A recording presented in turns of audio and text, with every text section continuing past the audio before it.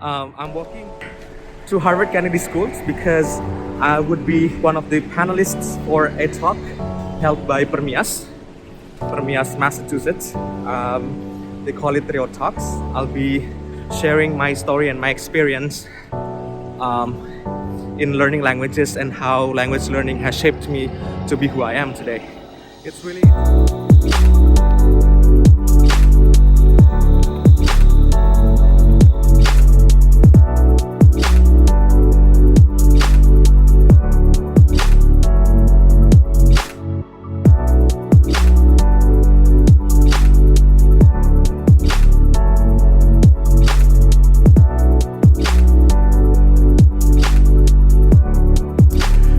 Hey there, I am now at Harvard University. It's main yard.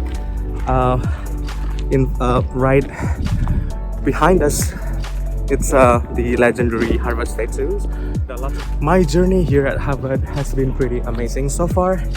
I've worked here for 4 months now as Indonesian language teaching fellow at S Center, Harvard Kennedy School.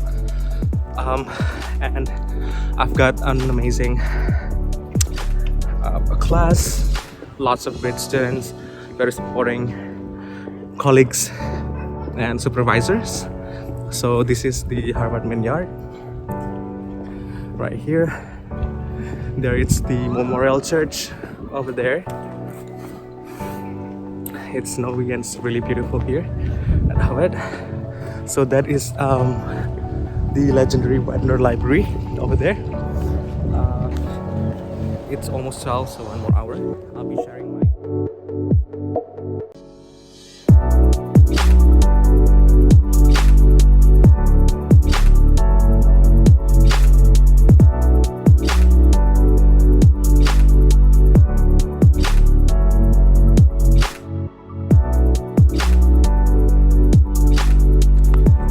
So there we go. This is Harvard Kennedy School.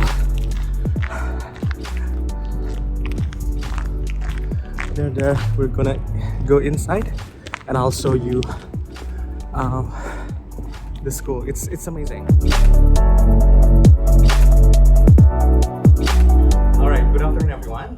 Thank you so much for the time given to me. It's been such a pleasure to be able to share my story of self-discovery through languages. I've been such a huge fan of language learning since I was young, and I think it's really interesting to be able to share it with you. So my name is Kunto Nur Cahyoko. I am 2019 Fulbright Badan Bahasa Indonesian Language Teaching Fellow here at Harvard University. I'm working under S Center, Harvard Kennedy School, teaching Indonesian language for 2 semesters. I just wrapped up my fall term class last week. It's been such an amazing class. I've got 18 students learning Indonesian, coming from different backgrounds and different professions, and it's been such a pleasure to work with them. Prior to my assignment here at Harvard University, I was working in Pamane Talino College of Education. It's a small college in Landak Regency, West Kalimantan. It's actually close to the border of Malaysia and Indonesia. And while working there, it's been such a humbling experience because I've got to work with students coming from underprivileged families, and they are mostly their first generations in their family to ever experience college. So it's really humbling to work with there. So I would like to open this talk by saying greeting from Kanayan language, one of the Dayaknis language that I learned in West Kalimantan. Adil Kak Talino Bacuramin Kak Saruga Basengat Kak Jubata, which means actually we must be fair toward other fellow human beings and do according to the heavens and God. And while saying this, people will typically respond next arus. So that means amen to that. So I learned 3 indigenous languages in when I was working there in Landak Regency, Belangin, Bekati, and Bahe. And it's been such a really beautiful language. Yeah, that's me when I was 1 year old, that chubby little boy over there.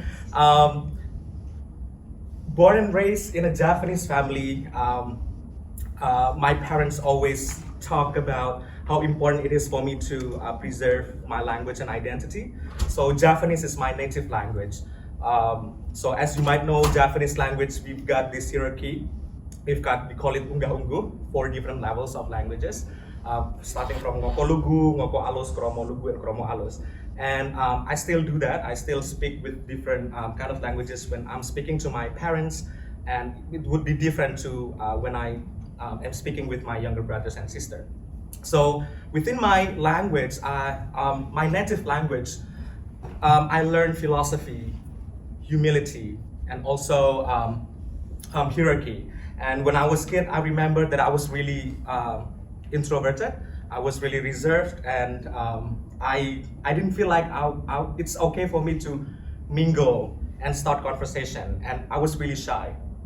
And looking at now where I am today, to be able to share this experience in front of you, to be able to speak in a foreign land, in a foreign country, in a foreign language, if I have a chance to talk to my younger self at the time that I could be like this here at Harvard University, he would be laughing so hard, saying like, "Go home, Kunto, you're drunk." It's impossible because I was that shy little boy growing up. And so I think part of big influence of me is about the language learning, and it has really shaped up who I am today, and I'm really grateful for that.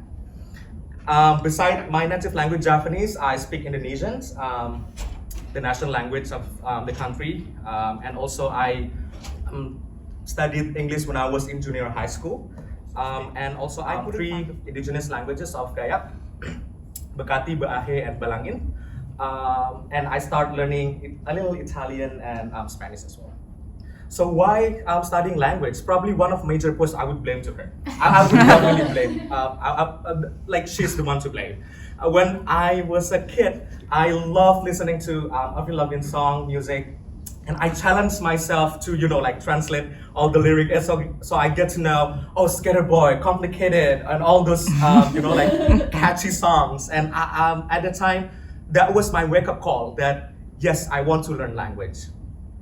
So, as you might know, according to SEAL and international ethnologue, there are at least 7,000 alive languages spoken in this world, actually, each with their own unique cognitive system. So that means we've got more than 7,000 cognitive systems. And when we learn language of the people, of other people, so that means we actually initiate our conversation into a deeper and more meaningful level.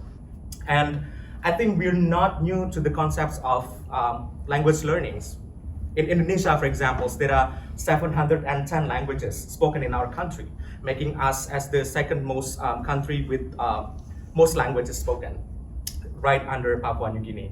And according to Swiftkey also, we have 17.4% of trilingual speakers, making us number 1 on the spot with the number of trilingual speakers. And all those great facts about languages make me realize that, okay, I want to pursue language learning, language teaching as my professional career path. So I went to Semarang State University to pursue English education major, and then I continued my master at the Ohio State University, taking foreign second language education, and right now I've been working in Pamane Talino College of Education for 4 years right now. But my language activism actually started when I joined these 2 communities. The first one is Polyglot Indonesia, and the second one is Wikitongues. I'm going to tell you just a little about Polyglot Indonesia and Wikitongues. So, polyglot actually means someone who speaks many languages. And Polyglot Indonesia is a community for language enthusiasts aimed at supporting language practice in a fun and relaxed environment. We make a language meetup twice in a month. It's based in Jakarta, but we're spreading out to big cities in Indonesia. And you don't have to be someone who speaks many languages in order to join us. So you just, if you have the passion and interest in learning languages and practicing your foreign language, you can just come. And it's more like peer support kind of thing. And in 2014, when I first joined Polyglot Indonesia in Semarang, Central Java, I met this amazing guy. His name is Sigit Untoro, the one holding the mic. At the time, he spoke 4 languages already, foreign languages. English, Arabic, Spanish, and Turkish. And what makes his story amazing is that he comes from a really like underprivileged background. He's poor, so he didn't continue his high school because he had to help his parents to work selling fried chicken on the street, like typical fried chicken that we know back in the country. And he literally saved up his income to go to internet cafe and teach himself the language. Seeing all the perseverance, seeing all his passions and interest in language, we encourage him to go with Kejar Paket C, the equivalency exam for those who don't go to high school. And he passed that, and he got scholarship in 2016 to study English literature in one of the universities in Semarang. And he just got back from Colombia, getting this prestigious cultural exchange for Spanish speaker. So literally from zero to hero. So that's really an amazing story. My second community that I really want to talk about is Wikitongues. So Wikitongues is based in New York. So it is a global volunteer movement expanding access to language revitalizations. We help speakers document and promote their language online, safeguarding them for the next generation. So what we basically do is actually to help the speakers of language to record them and to make a digital archive and upload that in a digital platform such as YouTube or podcasts, so that people who want to study or research that language, we can actually get in touch, help them to get in touch with the speakers. Because not every language has the privilege to be well documented, and we want to provide that access. I remember in 2018, I helped this community to record 17 languages in my regency, in Landak Regency. And when I went to Sintang Regency, it is in West Kalimantan, I met Pak Ngawan. So Ngawan is an English teacher who actually speaks 15 languages.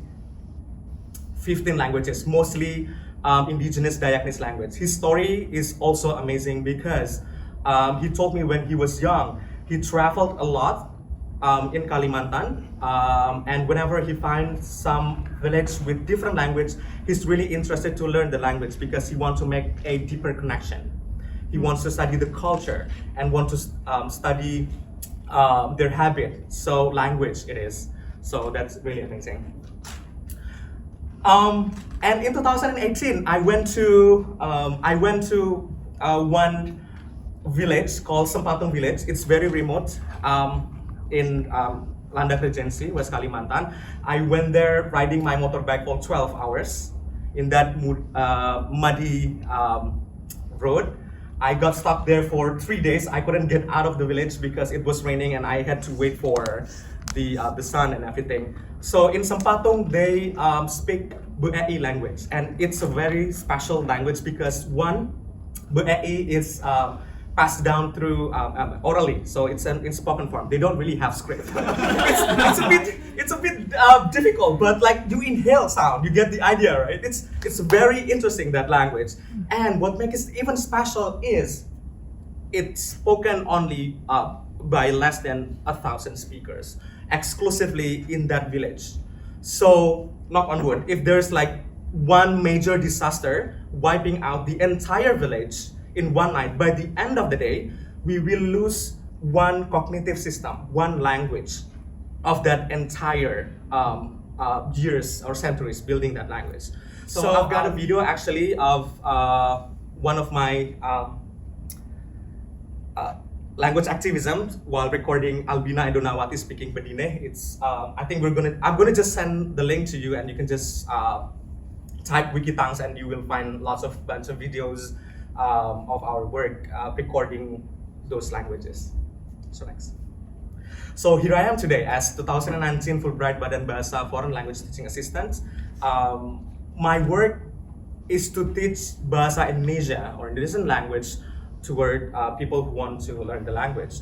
But mostly what I do is actually to relearn my own language. As someone who who is born and raised in Indonesia, I picked up the language pretty naturally. I know where to use things, But then it's different case with my students. They keep asking me why instead of using aku and kamu, we say lo and gue. So it's beyond linguistic features actually. It's actually providing a platform for me to relearn my own language, to understand my own culture. So it's not only me teaching, but also learning my own language. And my main takeaways of all these journeys is that language learning is so much fun. And because I've got the chance to touch people through languages and vice versa, they also touch me in personal level because they also learn my language. And I will keep on volunteering in grassroots levels because I love exploring my passion. And my passion happens to be language learning, and I believe and I hope that you get to find your passion and do great with it. So thank you so much. Kids, they pick up language multilingualism pretty easily actually, depending on the comprehensible input.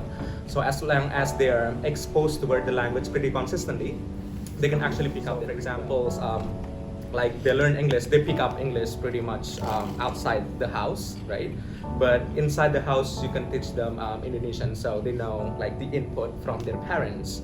And then when they go out, they know English and stuff like that. So probably a part of providing consistent, comprehensible input and exposure of the language, especially the mother tongue for the Indonesian, I think it's also important to make sure that they're proud to be who they are, speaking in the language, Indonesian language. Thank you so much for coming. It's been such an amazing event. See you guys.